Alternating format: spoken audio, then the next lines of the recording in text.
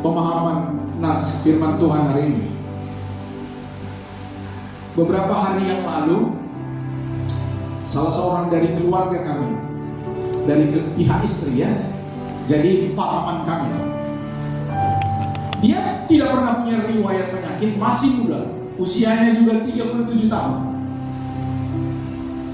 Karena terburu-buru mengejar penerbangan dari Jakarta ke Padang, dia ditugaskan, ada pekerjaan di Padang, dia ditugaskan dari Jakarta. Mungkin dia sudah berhitung-hitung, waktunya sudah sangat mepet. Jadi begitu sampai dia di bandara, dia tergesa-gesa mengejar pesawat yang penerbangannya sudah harus segera.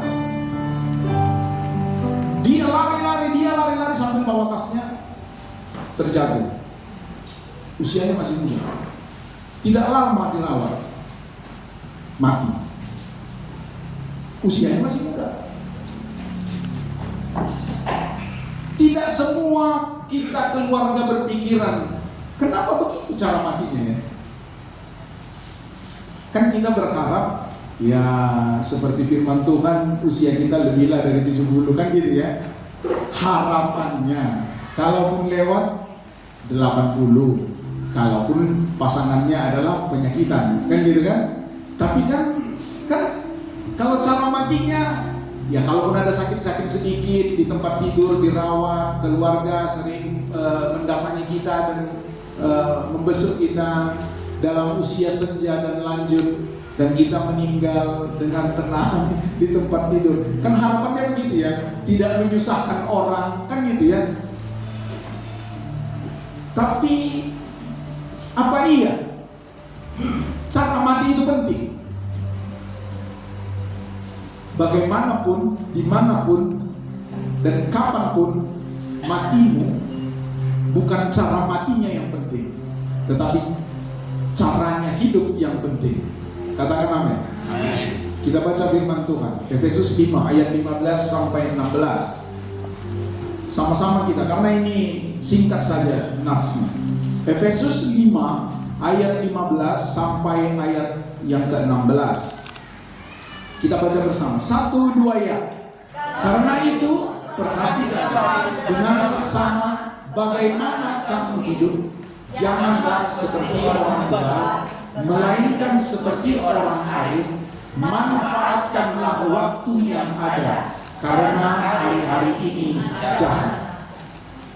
Kekasih-kekasih hati kami di dalam Tuhan, ini sebuah renungan tentang kehidupan yang harus kita jalani dengan bijaksana, bernilai dan berkenan di hadapan Tuhan. Makanya pemazmur katakan, Tuhan ajarlah kami menghitung-hitung hari-hari kami sedemikian rupa, sehingga kami akan semakin bijaksana.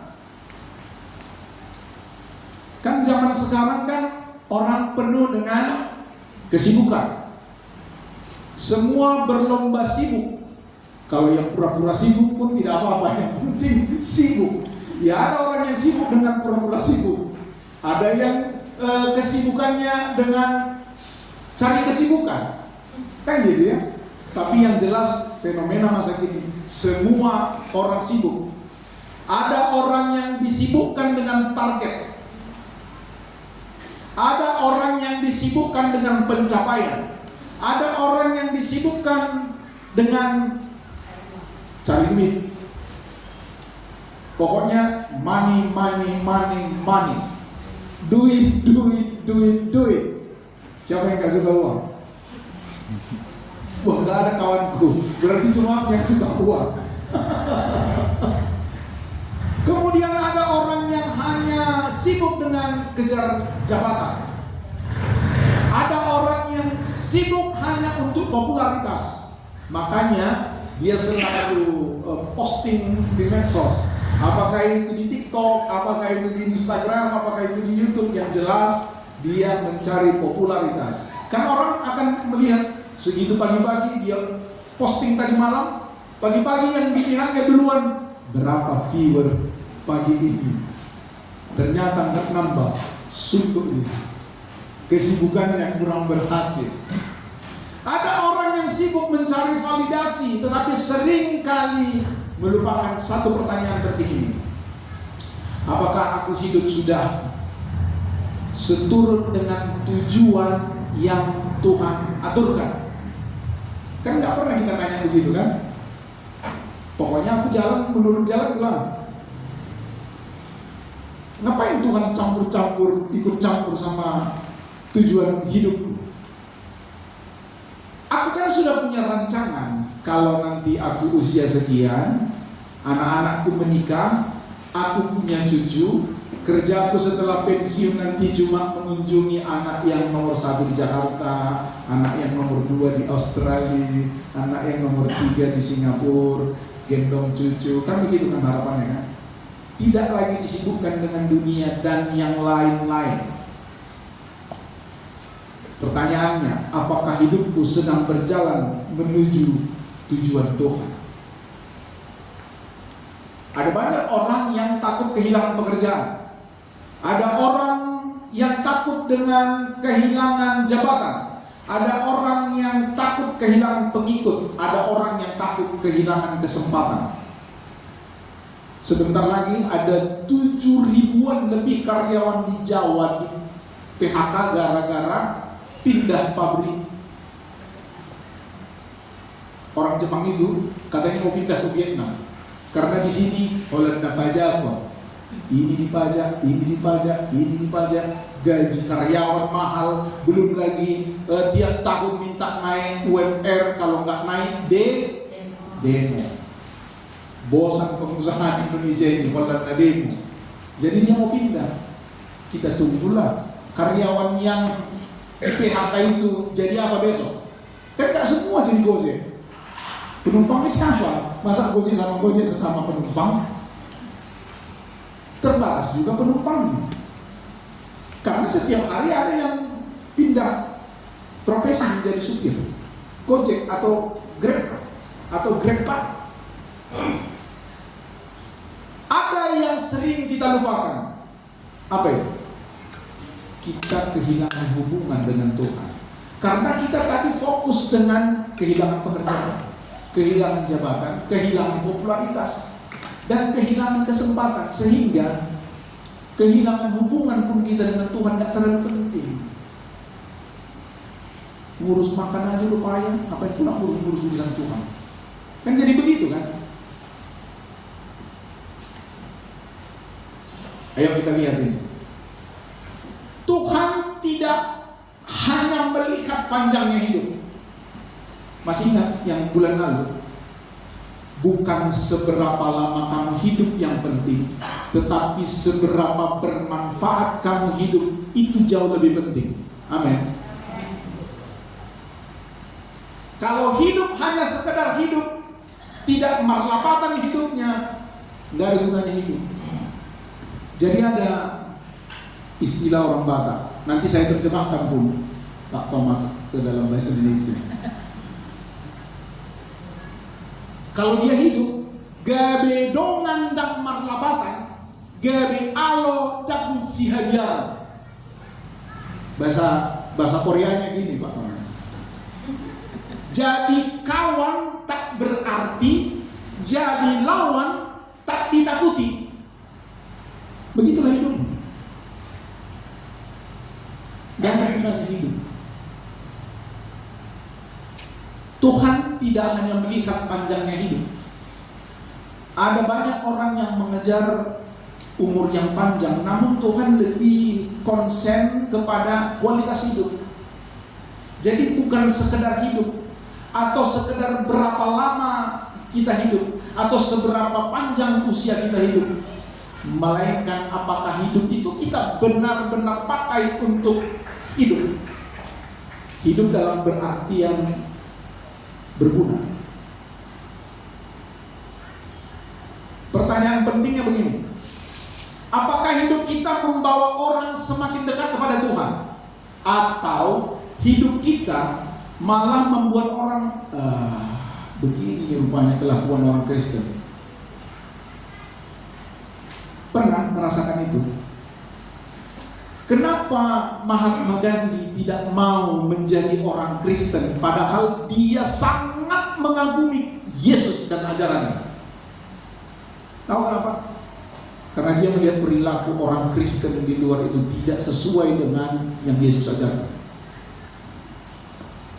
Jangan menjadi batu sandungan. Kalau kita menyebut diri kita Kristen, apa artinya? Pengikut? Udah kalian ikuti dia? Apa teladannya sudah kita ikuti?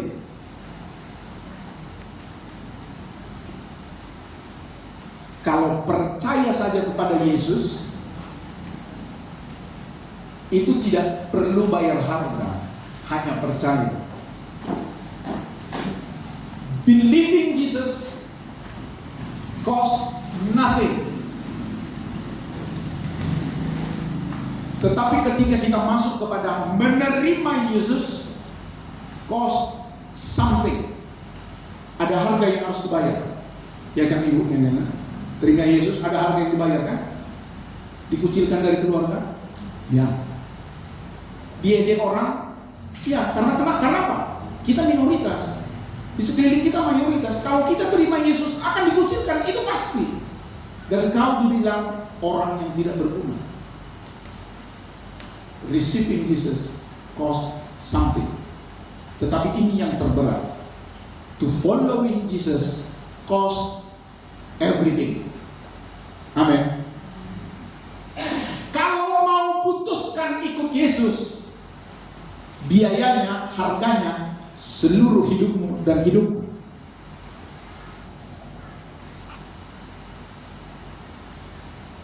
Kadang-kadang kalau kita yang ikut Yesus ini sama seperti orang yang punya handphone. Semua punya handphone. Kan kalau masih 100% baterainya, kan royalnya kita nonton TikTok, scroll terus kan, nonton YouTube, buka semua YouTube, lihat Instagram, balas semua chat.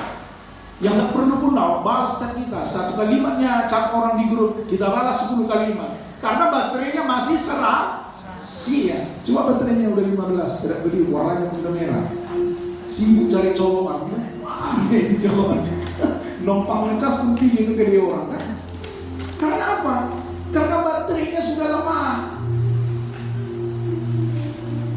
Pakailah hidup dengan sungguh-sungguh, bukan saat bateraimu 100%. Inang guru apa itu sudah umur 70 ya bang ya. Lobet. Kami pun menjelang lobet karena mau jelang 60. Pak Libertus? Pak itu Pak udah tinggal 22% something. Sudah lobet. Tapi jangan pergunakan hidup kita ini seperti baterai lobet. Tetap menyenangkan Tuhan. Bikin terus seperti baterai yang masih 100%. Tapi bukan berarti di sana, di sini, di sana, maksain repot juga. Tapi gaya hidup kita sama seperti yang baterainya masih 100%. Semangat terus untuk menyenangkan Tuhan.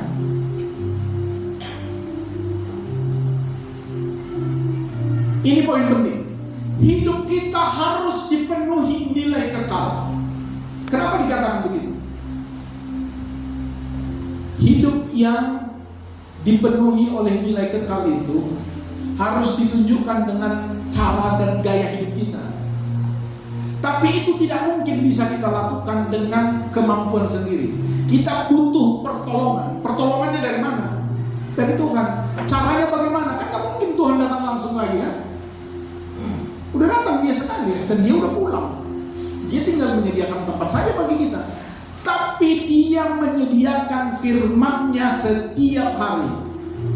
Makanya Mazmur 119 ayat 105 itu kan, firman-Mu itu pelita bagi kakiku dan terang bagi. Masih ingat yang bulan lalu? Tuhan tidak sediakan lampu sorot. Dengar baik. Tuhan hanya menyediakan obor atau pelita. Maksudnya apa? Kalau Tuhan menyediakan lampu sorot, kan kita bilangnya begini, masih belum apa-apa, belum ramai kali, masih orang yang datang ke gereja, karena lampu sorot kan, dia lihat, masih belum apa-apa, belum terlalu mendesak, karena dia tahu, dari kejauhan dia sudah lihat.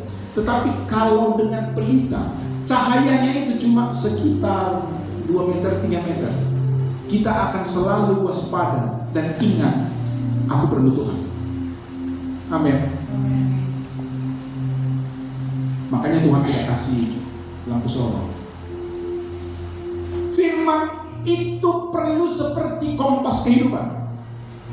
Hidup kita yang seharusnya sudah berjalan tanpa arah, tetapi firman Tuhan menjadi panduan. Itu yang mengatur kita. Ini kontrolnya. Ini yang memandu kita. Karena apa? Dunia ini selalu berubah. Sebentar-sebentar berubah. Belum apa-apa, sudah ada lagi kebijakan yang baru. Ketika pemerintahan kita berganti pula dengan apa yang disebut dengan peraturan. Sudah ada sekarang MBG, Mas Balil Kanteng. Bukan. Tapi sebentar lagi banyak orang ribut, gantilah itu kan. Dia tengok nanti habis libur sekolah ini masih jalan dekat si Mas Balil. Tapi itu tidak akan merubah konsep kita untuk menyenangkan Tuhan. Amin. Karena apa? Orang yang secara umum hanya mencari kesenangan sementara. Karena apa? Dunia memang itu fokusnya. Itu semua akan cepat berlalu. Dan itu tidak akan pernah memberikan kepuasan sejati di dalam hidup kita. Dengar baik Bapak Ibu, kalau hanya kepuasan di dunia yang sementara ini, paling-paling ukurannya miskin jadi kaya, ya kan? Yang sakit sembuh. Kira-kira kalau ada sakit kita yang berat saat ini, katakanlah kanker stadium 4B, udah semua dokter nolak, udahlah Pak rawat aja di rumah, nggak bisa lagi sembuh ini, di rumah aja, kasih senang-senang dia, kasih makan suka hatinya. Kan kita masih tetap berharap dengan sebuah muji. Terus kalau dapat mujizat, sembuhlah dia dari kanker stadium 4B itu, apa dia nggak mati nanti? Si Lazarus saja yang dibangkitkan Yesus setelah 4 hari matinya, kemudian masih mati. Masih ada Lazarus kan? Ada di jalan Bilal dia.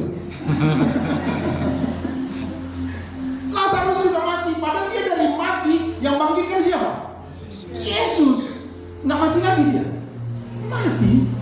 Makanya saya katakan, kalau hanya sekedar sakit sembuh, miskin kaya, murahan kali Yesus datang hanya untuk urusan itu. Yesus datang untuk mengurus dosamu dan dosamu. Banyak kali kemarin saya menjelaskan bagaimana dosa kita yang banyak kali ini dia tanggung di atas salib itu. 3 aja dosa sehari, dosa karena niat dan pikiran, dosa ucapan atau perkataan, dan dosa perbuatan. 3 aja sehari. Usia Jonas Selman sekarang 58. Kalau sehari 3, sebulan 30, berarti 90, 1 tahun berarti 1080, katakanlah 1000 kali 58 ribu. Bisa masuk surga. Di pinggir parit itu nggak masuk. Itu sebenarnya kerinduan terbesar Allah, supaya kita semua mendapatkan kehidupan kekal. Dia pengasih, nggak mau dibiarkannya kita terjerumus terus di dalam dosa itu. Tuhan menawarkan hidup yang bermakna dan kekal, bukan sekedar bertahan, tetapi hidup yang berkenan kepadanya. Amin. Maka selama kita hidup seperti orang yang akan melakukan perjalanan, Pak Kusum kemarin, Pak Tamrin kemarin pergi menjemput anaknya ke Langaboti. Perjalanan pulang pasti bawa banyak barang dari sana kan, karena liburnya panjang. Diisi semua kopernya kan, isi semua tasnya, karena dia tahu dia lama pulang lagi ke sana. Kira-kira Bapak Ibu, kita yang hidupnya singkat di dunia ini, isi nggak koper kita? Mau pergi ke kekekalan? Isi kopernya, bukan koper pakaian, nggak perlu pakaian di surga. Isi nggak koper kehidupan kita dengan apa? Hidup berkenan di hadapan Tuhan. Amin. Amin. Beri kemuliaan bagi Tuhan. Hanya saja, apa sih yang selama ini kita isi di dalam koper kehidupan itu? Kalau yang kita isi itu hidup yang berkenan kepada Tuhan, it's good. Hanya saja ada banyak sekali yang sering menghambat kita mengisi koper kehidupan itu. Dengan apa? Kita masih pelihara kepahitan. Kita masih memelihara kebencian. Ada orang yang kita benci di ruangan ini. Masih ada yang menyimpan rasa sakit hati dengan orang yang di sebelah kita di dalam ruangan ini. Coba tengok dulu. Ya kenapa semua nengok sama aku, Pak Gem? Gak suka orang ini, Pak Gem. Mengadu aku, Pak Gem. Orang ini semua nengok aku. Protes aku. Kenapa kalian benci sama aku? Bapak Ibu, jangan simpan kepahitanmu. Jangan isi itu di dalam koper kehidupanmu. Karena gak dipakai itu. Jangankan di pintu surga, di jalan raya menuju surga pun gak dipakai itu. Kemudian kesombongan. Masih ada yang sombong. Jangan pelihara kesombongan hati di dalam kehidupan ini, dan apalagi disimpan di dalam koper kehidupan. Kenapa Lucifer dibuang? Cuma satu dosanya. Sombong. Iya. Macam paten kali dia mau menjadi sama dengan Allah. Diajak-ajaknya pula lagi kita kan. Makan aja buah itu. Gak kan mungkin kau mati, malah kau jadi akan sama dengan dia. Kan itu kita digodanya kan. Dia mewakili lah. Yang digodanya kabur. Itu dosa kesombongan. Itu dosa pertama yang diajarkan oleh Lucifer. Makanya dia dibuang. Padahal dia jago nyanyi, dia pemimpin paduan suara. Tidak ada alat musik yang tak dikuasai. Kalau kayak yang dimainkan pemusik kita ini, semua dia bisa. Itu Lucifer. Mungkin karena itu dia menjadi sombong. Dipikirnya dia bisa jadi Tuhan. Kemudian apa lagi? Masih ada dendam yang belum dilepaskan. Bapak Ibu coba ingat kembali. Masih adakah saudara kita yang sampai hari ini yang kita ingat-ingat merdu di Tamorara tahu? Takkan kuampuni dia. Masih ada itu? Zaman dulu lah itu ya. Zaman sekarang nggak ada lagi. Masih ada di kampung, Pak. Oh, masih ada di kampung. Lepaskan pengampunan. Amin. Apa yang membawa nilai kekal yang harus kita isi di dalam koper itu? Kasih yang tulus. Apa itu kasih? Kasih adalah kebaikan yang tidak terpatahkan oleh apapun dan yang tidak berubah menjadi kebencian. Rujukannya jelas. Yohanes 3 ayat 16. Karena begitu besar kasih Allah akan dunia ini, sehingga ia memberikan anaknya yang tunggal, supaya apa? Setiap orang yang percaya tidak melainkan apa? Beroleh hidup yang kekal. Dunia ini mengasihi Allah? Tidak, Bapak Ibu. Tapi apakah dunia tidak mengasihi Allah, lantas Allah berhenti mengasihi dunia? Tidak juga. Itulah yang membuktikan bahwa kebaikan yang tidak terpatahkan oleh apapun dan tidak berubah menjadi kebencian, itu kasih. Kemudian apa lagi yang harus kita isi di dalam koper kita ini? Iman yang teguh. Apa iman? Ibrani 11 ayat 1. Iman adalah dasar dari segala sesuatu yang kita harapkan dan bukti dari segala sesuatu yang tidak kelihatan. Kalau kelihatan bukan beriman itu. Sama seperti Saul. Tahu Saul? bukan buah sawo. Sawo itu apa? Jangkar. Tahu jangkar, Bapak Ibu? Tahu lah ya. Kalau sulit membayangkan jangkar, tengok aja nanti angker bir. Tengok di gede, angker bir itu lambang kayak gitu. Nah itu lambang jangkar. Itu jauh di dasar laut tidak kelihatan. Tetapi oleh karena fungsinya, kapal bisa tidak bergoyang-goyang dan tidak kemana-mana di bawah arus laut. Jadi dengan adanya jangkar, adanya saut, adanya iman di dalam kita, itu tidak akan membuat kita goyah. Begitulah iman. Amin. Kemudian kesetiaan kepada Tuhan. Itu yang harus kita isi di dalam koper kehidupan. Bapak Ibu, Tuhan sebenarnya nggak terlalu peduli dengan kekayaan. Tapi kalau punya kekayaan, bagilah, belilah semen sama besi, pasir, ya sedikit lagi perlu ditambah. Kalau punya kekayaan, tetapi Tuhan jauh lebih peduli dengan kesetiaan. Banyak pun kekayaanmu, tapi kalau engkau dan aku tidak setia, nggak marlapatan itu kekayaan. Tuhan jauh lebih peduli dengan kesetiaanmu daripada kekayaanmu. Kekayaanmu sebentar habis.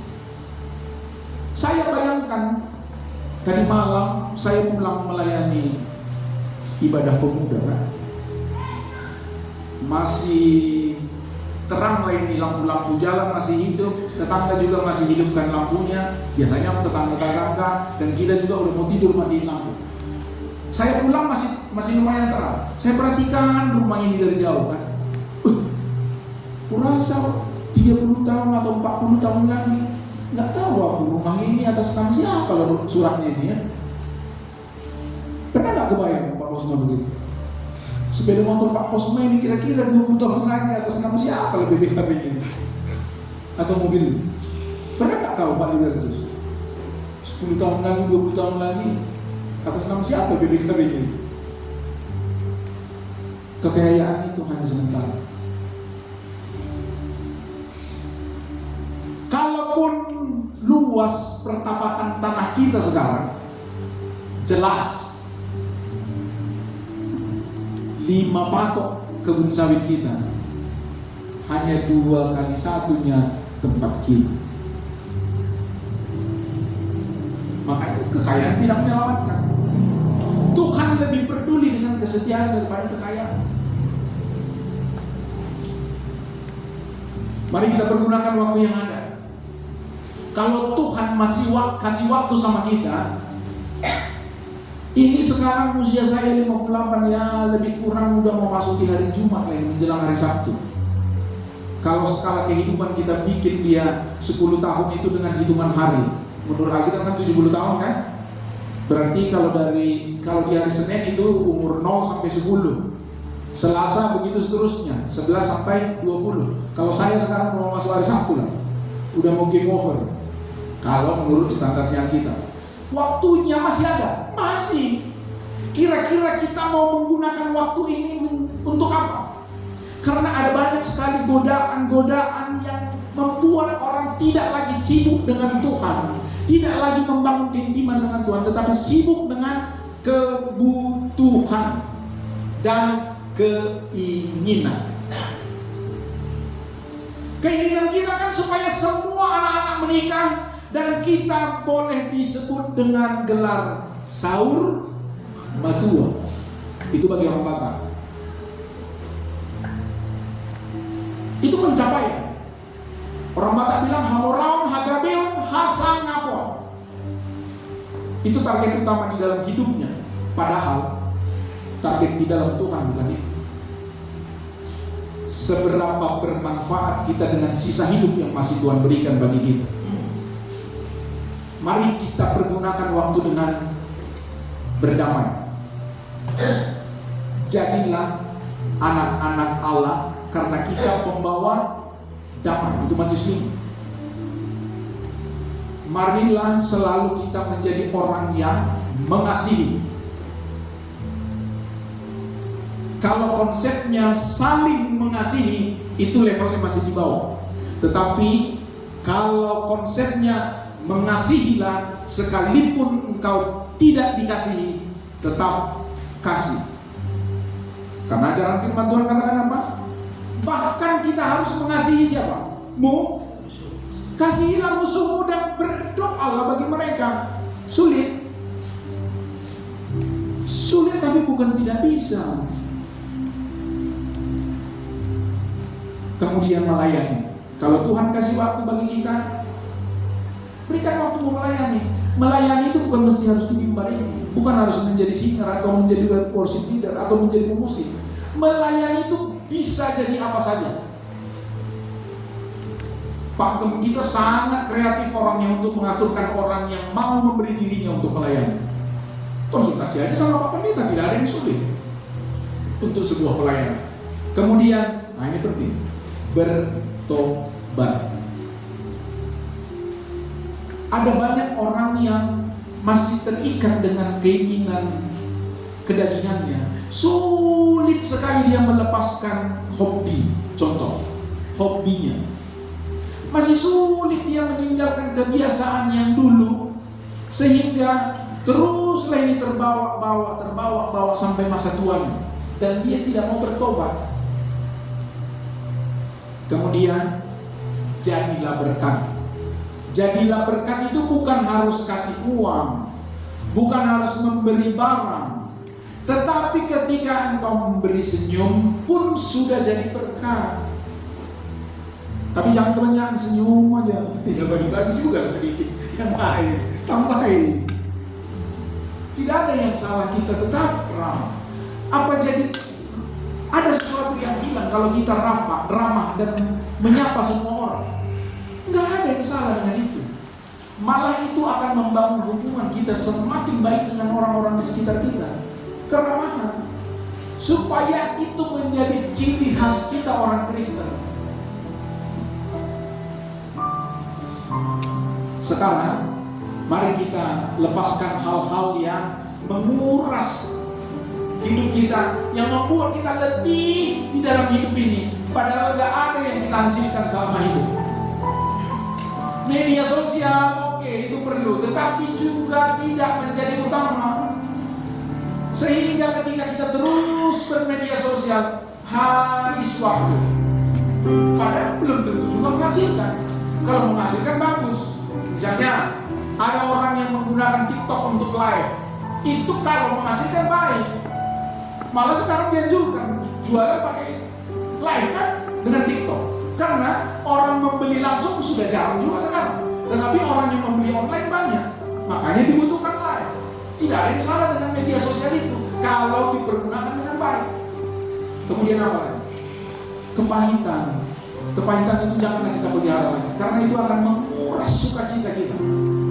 Kita akan selalu menjadi orang yang murung, memikirkan, kok aku makin lama makin palak nengok wajahnya itu ya. Jangankan menengok wajahnya, mengingat dia saja lintas namanya, palak kali kurasa. Itu menguras sukacitamu. Jangan ulang-ulang itu. Kemudian apa? Ambisi yang berlebih-lebihan. Nggak usah terlalu ngotot untuk mengejar hal-hal yang sementara, karena kita masih membutuhkan nilai kekal yang harus kita utamakan. Lalu janganlah konformisme dengan dosa. Masih dosa-dosa kecil ya Tuhan, masa gitu aja terus mendapatkan hukuman? Kan dosanya dosa kecil, cuma melawan arah sedikit. Jadi teringat saya kan, saya setiap hari ngantar si Burpak orang itu kan, dia nggak bawa sepeda motor, bisanya bawa mobil, tapi dia bilang nggak payah parkir Pak, malas aku. Jadi tambahlah tugas bapaknya ini ngantarin dia setiap pagi ke sekolah ngajar kan. Jadi lewat PDAM Sumber itu ada jalan ke SMA 15 lewat sebelum putar balik. Nah ini putar balik, tapi simpang SMA 15 itu di situ. Kira-kira 10 meter lah simpang SMA 15. Di sini putar balik. Jadi ada orang yang dari Sri Gunting yang belok dari samping PDAM itu, tidak mau dia putar balik yang agak jauh. jauh, baru belok lagi ke kiri ke simpang SMA 15 itu. Kan begitu seharusnya kan berkendaraan kan. Ini enggak, dari putar balik yang sini, dipotongnya begini. Kita pulang dari sana, pas saya pulang dari ngantar anak, mau pulang ke arah Simpang Melati, kan kita kan kaget, karena tiba-tiba dia potong begini, set, udah nggak pakai helm, bonceng 4, lampu tangannya kiri, tapi beloknya ke kanan dipotong. Kita yang sudah tergesa-gesa, mengerem dengan tiba-tiba, dan kita agak melihat dia saking kagetnya, dia duluan marah, Matabi, gitu dia. Aku pikir, gimana lah hidup ini, aku pikir, udah dia yang salah, kita pula dimarahinya. Gak tahu dia orang potong, katanya, udah repot yang hidup ini, aku pikir. Itulah kalau orang yang menganggap bahwa itu dosa kecil ini, itu kan gitu kan. Kan cuma 10 meter, ya kan gitu kan. Tapi itu akan mencelakakan orang. Kalian kalau mau celaka sendiri, jangan ikut dibikin orang celaka, gitu loh. Kalau nggak bisa memberkati, minimal jangan menyusahi. Nah itulah kira-kira. Kan repot kali menghadapi orang yang begitu kan. Apalah coba mau kita bilang sama dia? Kalau mau kita maki, kita orang Kristen. Kan gitu kan. Kalau kita mau marah-marah, bukan dia jadi tambah gaji, kau marahin dia. Ya kan? Jadi Bapak Ibu, kita yang harus benar-benar menggunakan waktu yang masih Tuhan berikan ini dengan tidak menguras hidup ini dengan yang penting. Kita lanjutkan. Pesan Tuhan, hiduplah bijaksana. Mari kita fokus pada kerajaan Allah. Makanya Tuhan katakan apa? Carilah dahulu kerajaan Allah dan kebenarannya, maka semuanya akan ditambahkan. Kalau kita sudah cari dan mementingkan kerajaan Allah dan kebenarannya, maka kekayaan akan ditambahkan, kehormatan akan ditambahkan, kemuliaan akan ditambahkan, hasanapun akan ditambahkan, hamoraun akan hagabeon akan istri akan enggak ya, janganlah. Bapak Ibu, apa sih yang mau kita perjuangkan di dalam dunia ini? Seharusnya kita fokus pada kerajaan Allah. Bukan berarti tidak penting di dalam bekerja mencari penghidupan. Itu penting. Tetapi jauh lebih penting fokus kepada kerajaan Allah. Kalau dunia mengajarkan mengejar keuntungan, mengejar popularitas, mengejar rasa aman, itu untuk diri sendiri, tidak untuk memberkati.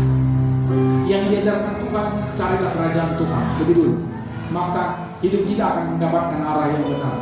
Ketika Tuhan yang menjadi terutama, segala sesuatu akan menemukan tempatnya dengan tepat. Gak usah pusing-pusing kita ngurusin. Karena apa? Karena kita tahu kekekalan kita sudah disediakan. Yohanes 14 ayat 6 katakan apa? Akulah jalan dan kebenaran dan hidup. Siapapun yang datang kepada Bapa, tidak ada orang yang dapat datang kepada Bapa kecuali melalui aku. Itu kata Yesus. Bapak Ibu, Yesus itu satu-satunya jalan, bukan salah satu jalan. Ingat baik. Kalau ada orang-orang yang di luar sana menawarkan, mana nih? Kan bisa lewat sana ke surga. Tidak ada Bapak Ibu. Yesus satu-satunya jalan kebenaran dan hidup, bukan salah satunya. Karena apa? Karena keselamatan itu bukan hasil upaya kita, bukan hasil usaha kita, bukan karena upah kita. Selama kita hidup, misalnya kita sudah melayani, bukan karena kita sudah melayani maka upah kita adalah surga, bukan. Itu anugerah yang Tuhan berikan bagi kita. Makanya selama menjalani hidup ini, tetaplah percayakan Tuhan yang menuntun langkah kita. Satu pujian kita, tiap langkahku diatur oleh Tuhan dan kasih-Nya membimbingku di tanah orang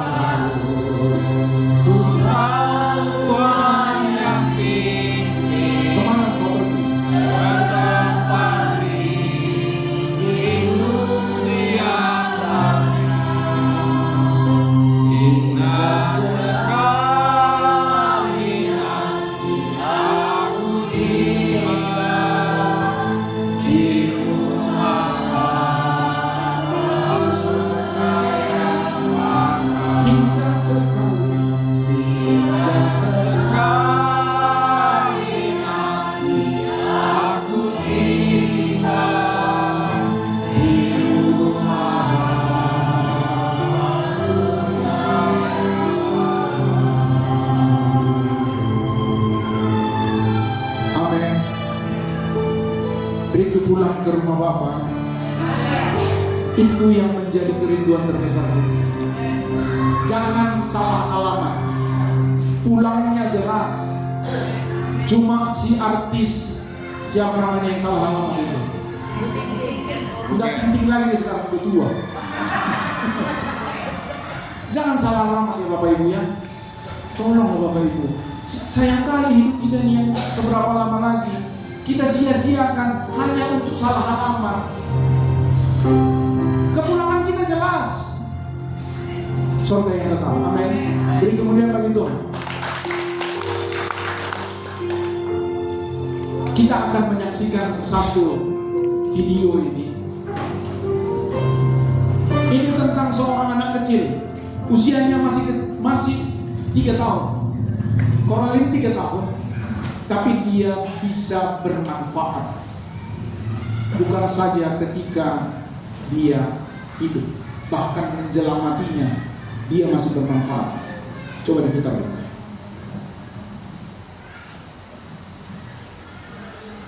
Kasih suaranya.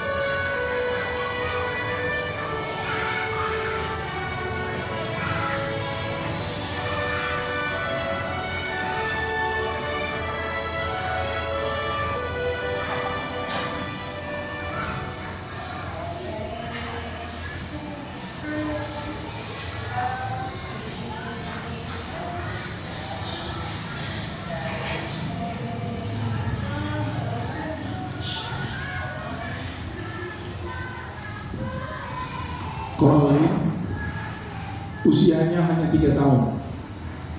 Dia mengalami influenza berat dan dia harus mati. Namun sebelum mati, orang tuanya berjanji membuat Coraline berguna bagi orang lain. Di rumah sakit itu ada 3 pasien yang juga akan mati kalau organnya tidak diganti. Ada yang gagal jantung, ada yang gagal ginjal, dan harus mengganti paru-paru. semua organ tubuh Koralin itu dia berikan kepada mereka. Matinya di usia 3 tahun, tetapi menyelamatkan 3 jiwa. Koralin itu masih kecil, orang tuanya sangat mencintai. Orang tuanya pasti berharap dia masih hidup. Tetapi orang tuanya lebih yakin di dalam Tuhan dia beroleh keselamatan, dan matinya pun berguna.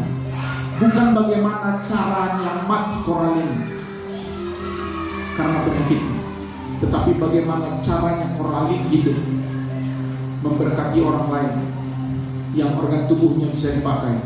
Ada 3 jiwa yang selamat.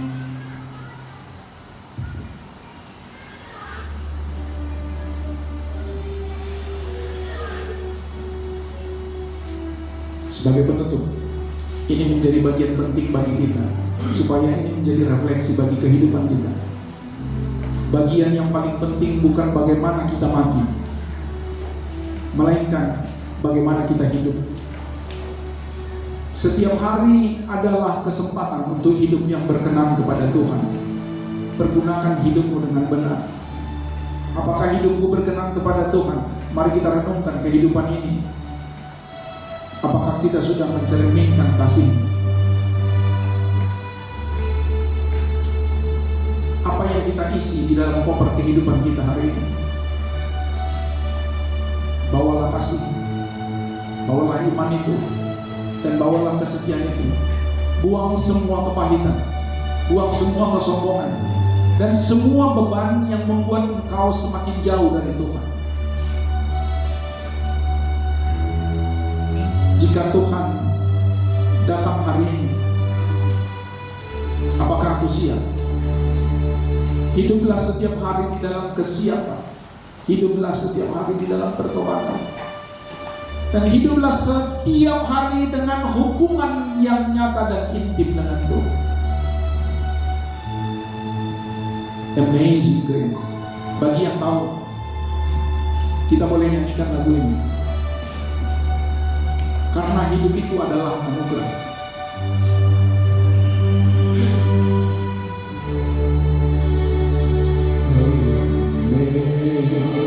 Amazing grace, how sweet the sound that saved my life.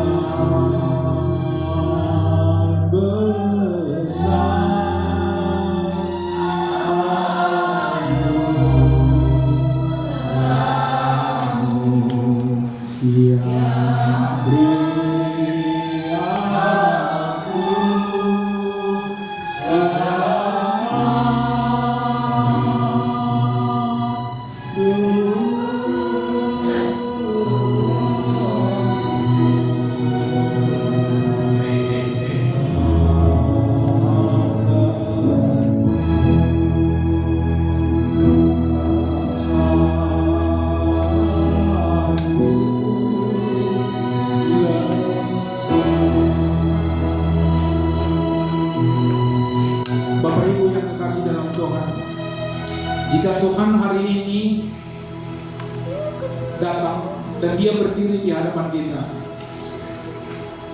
apakah kita siap untuk kehidupan kekal yang Dia sudah sediakan? Maka pertanyaan, apa yang membuatku harus memasukkanmu ke dalam surgaku? Kita harus punya jawaban untuk itu. Ada Yesus yang sudah menganugerahkan hidup kekal itu. Tinggalkan kehidupan lamamu. 2 Korintus 5 ayat 17. Sesungguhnya siapa yang di dalam Kristus adalah ciptaan baru, yang lama sudah berlalu dan yang baru sudah datang. Tuhan Yesus memberkati. Amin. Kita berdoa. Tuhan,